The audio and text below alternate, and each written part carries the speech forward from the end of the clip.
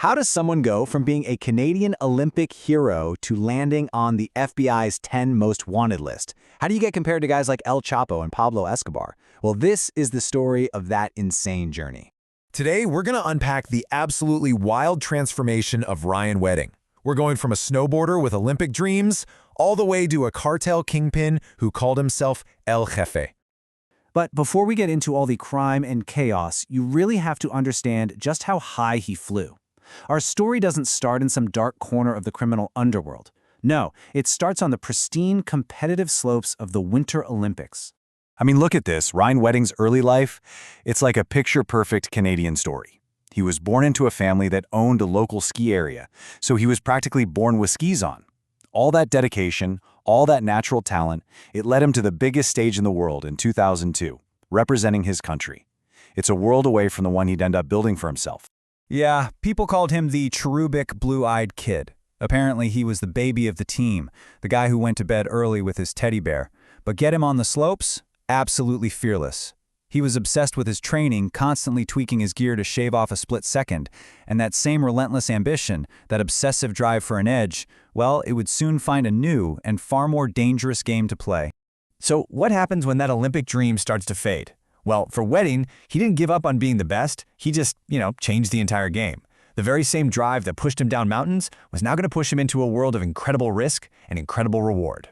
And his pivot into the criminal world was shockingly fast. He starts with a local cannabis grow-up, but he quickly escalates, making connections with big-time groups like the Hells Angels.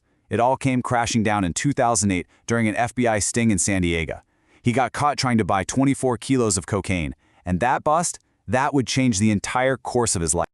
And this is where the story takes a crazy turn. Check out this quote from an FBI officer. It really tells you everything. For Ryan Wedding, prison wasn't a punishment. Nope, it was a business conference. Inside a San Diego jail, he met high-level cartel guys who saw him as the perfect asset, a clean-cut Canadian who could cross borders without anyone looking twice. So he gets out in 2011. And does he come back to Canada a changed man? Oh, he's changed, all right. He's not reformed. He's a hardened, incredibly well-connected criminal, and he is ready to build an empire.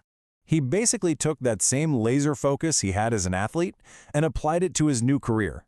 He built this sophisticated and, according to authorities, billion-dollar international drug trafficking organization. And that's when he gets the name that would stick, El Jefe, the boss. And you gotta see how he set this thing up. It was structured just like a modern company. You had your logistics department, sourcing cocaine from Colombia and shipping it north. Then there was the finance department, laundering millions through a super complex crypto network, using things like Bitcoin and Tether to make the money trail vanish. And of course, you had enforcement, a brutal wing that used hired killers to protect the business. And the people he brought in? It was a who's who of enablers. You had his number two, a jeweler allegedly washing money through luxury goods, even a former Mexican cop providing protection. But the craziest part? Authorities allege his own lawyer in Canada was advising him on murder plots.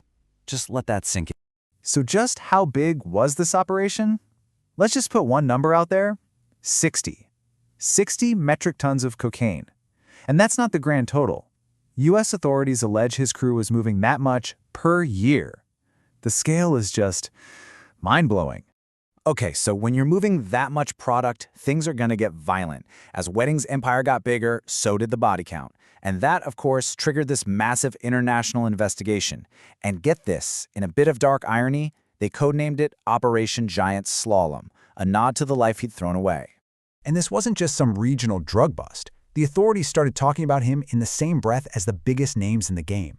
We're talking Pablo Escobar, El Chapo. That's the league they put him in. And then it gets official. In March 2025, Ryan Wedding lands on the FBI's 10 most wanted fugitives list. A $15 million reward is put on his head.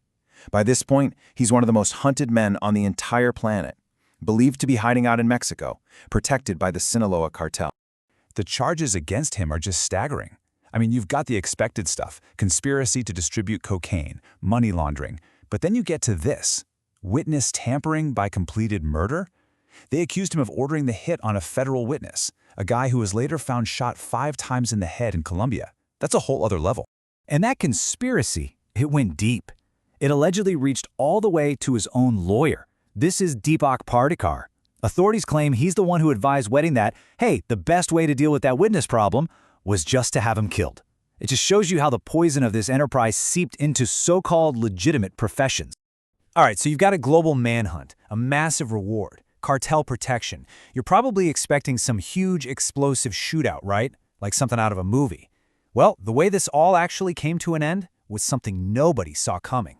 After Operation Giant Slalom had spent years picking apart his network, arresting his key guys one by one, Ryan Wedding did the last thing you'd expect. On January 23, 2026, he just walked into the U.S. Embassy in Mexico City and turned himself in. No guns blazing, just gave up. And his surrender really was the final nail in the coffin for this sprawling, multi-year, multinational investigation. As one FBI agent put it, the long arm of the law extends beyond our border. It was a huge win for law enforcement, proving that eventually they can get their guy. So you look at this whole story, from Olympic glory to a life behind bars. It's just an absolutely chilling reminder of how that same drive, that same ambition that makes a champion athlete can also, when it gets twisted, create a monster. And it really makes you wonder, right? Was this a tragic fall from grace? Or was this dark, ruthless ambition just who Ryan Wedding was all along?